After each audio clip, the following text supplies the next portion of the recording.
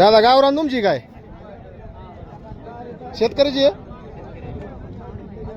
शेतकऱ्याची बैलजोड आहे गावरानी.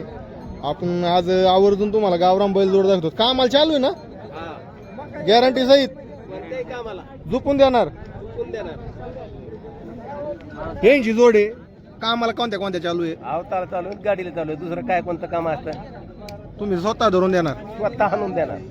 तर गावरान बैलजोड आहे, बघू शकता. एक नंबर जोड आहे. काय दाताला कशी आहे?